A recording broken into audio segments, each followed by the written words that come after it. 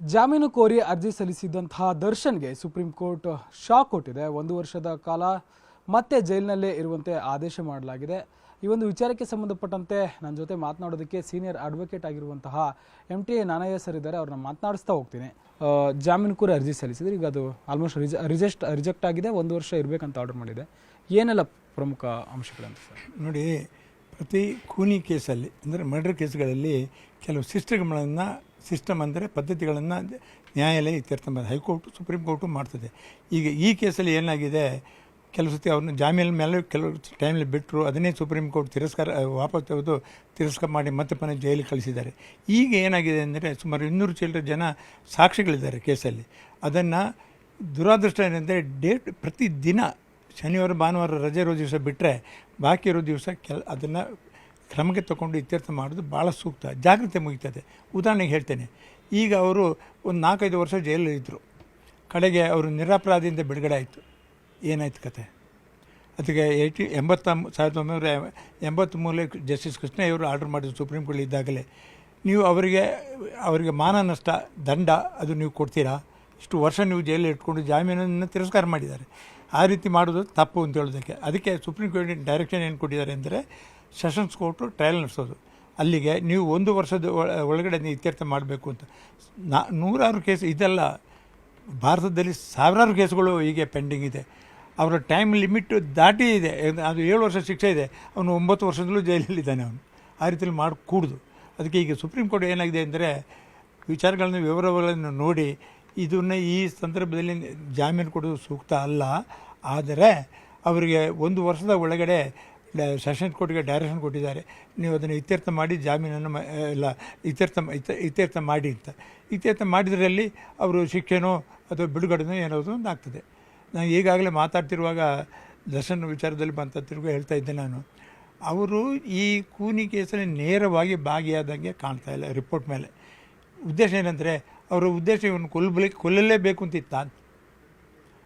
ಕಾರಣ ಏನಂದರೆ, ಬೇಡದನ್ನು ವಾಟ್ಸಪ್ಪಲ್ಲಿ ಅವರ ಜೊತೆಯಲ್ಲಿ ಇವಳಿಗೆ ಕಳಿಸಿದ್ದನ್ನು ನೋಡಿ ಅದರ ಬಗ್ಗೆ ಕ್ರಮ ತಗೊಳ್ಳೋಕ್ಕೆ ಕಾನೂನು ರೀತಿಯಲ್ಲಿ ಕ್ರಮ ತಗೊಳ್ಬೋದಿತ್ತು.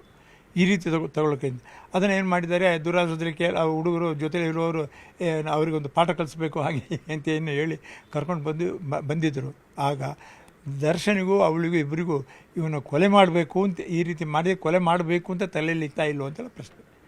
ಅದಕ್ಕಾಗಿ ನಾನು ಈಗಾಗಲೇ ಹೇಳಿದರೆ, ವ್ಯವಹಾರಗಳಿಂದ ಸರಿಯಾಗಿ ನೋಡಿದ್ರೆ ಒಂದು 5 ವರ್ಷ 7 ವರ್ಷ ಸಾಬೀತಾದ ಕಾಲದಲ್ಲಿ ಬಿಡುಗಡೆ ಆಗೋದು ಮೊದಲು, ಬಿಟ್ಟರಲ್ಲಿ 5 ವರ್ಷ 7 ವರ್ಷ ಶಿಕ್ಷೆ ಕೊಡೋದಕ್ಕೆ ಸೂಕ್ತದೆ. ಜೀವಾವಧಿ ಶಿಕ್ಷೆಗಳು ಲೈಫ್ ಮಾಡಿದವರಿಗೆ 2 ಇರೋದು, ಒಂದು ಜೀವಾವಧಿ ಶಿಕ್ಷೆ, ಇಲ್ಲದರ ಫಾಸಿ. ಅದು 2 ಬಿಟ್ಟರೆ ಬೇರೆ ಯಾವುದೂ ಇಲ್ಲ. ಆ ಕಾರಣದಿಂದಾಗಿ ಒಂದು.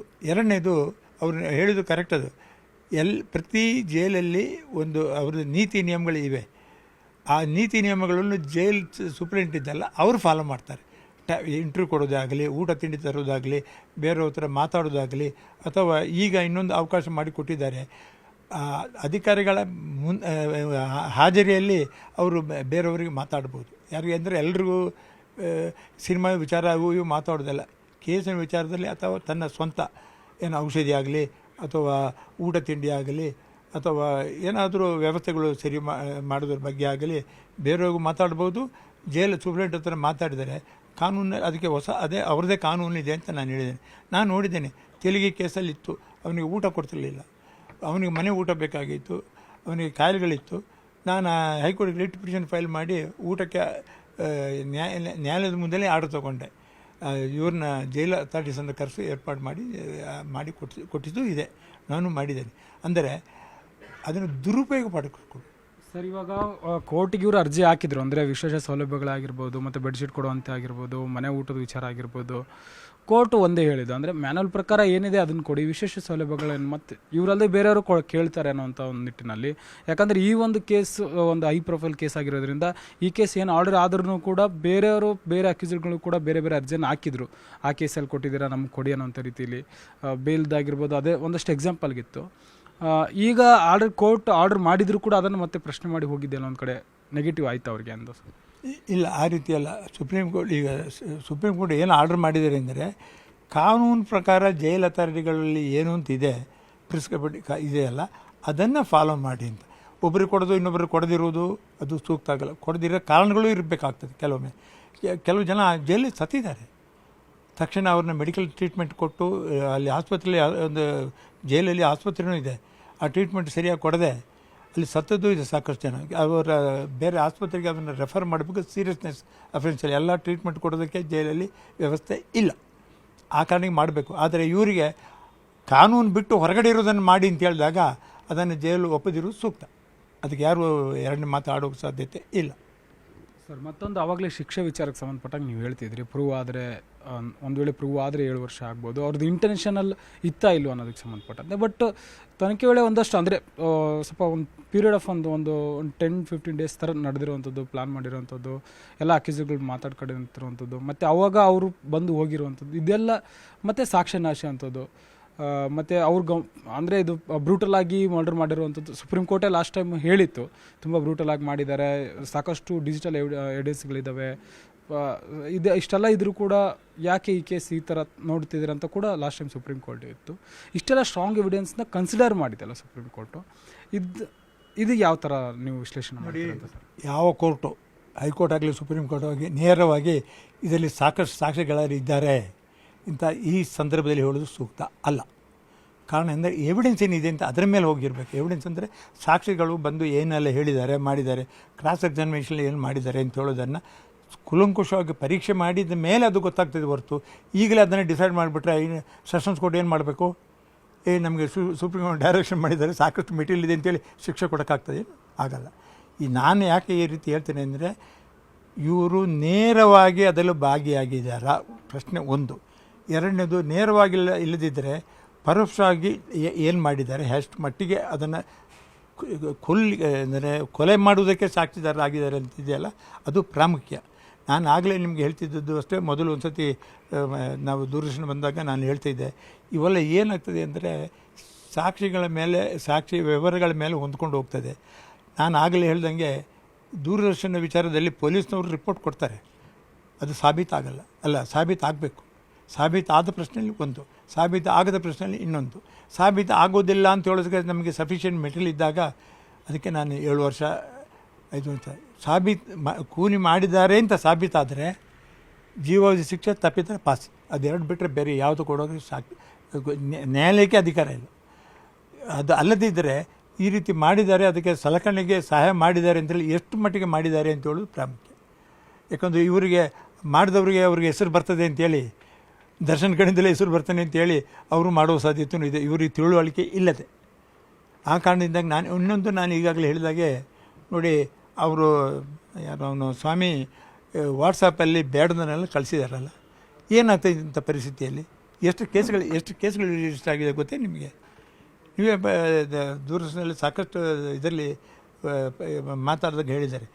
ಅವ್ರಿಗೆ ಇರೋದೇನು ಅಂದರೆ, ಇದನ್ನು ಅವರು ನ್ಯಾಯವಾಗಿ ಕಾನೂನು ಪ್ರಕಾರ ಏನಾದರೂ ಒಂದು ವರ್ತಮಾನ ಕೊಟ್ಟು ಕಾನೂನು ಕೊಟ್ಟಿದ್ದಾರೆ, FIR ರಿಜಿಸ್ಟರ್ ಆಗ್ತಿತ್ತು ಅವ್ರ ಮೇಲೇ. ಅದು ಬಿಟ್ಟು ಇವ್ರನ್ನ ಎತ್ಕೊಂಡು ಬಾ ಅಂತ ಹೇಳಿದ್ರು. ಆಯಿತು, ಎತ್ಕೊಂಡು ಬಾ ಅಂತ ಹೇಳಿದ್ರು. ಹೊಡೆದಾಕು ಅಂತ ಬಾಯಿ ಮಾತಲ್ಲಿ ಹೇಳಿದ್ರು, ಹೊಡೆದಾಕಿದ್ರು.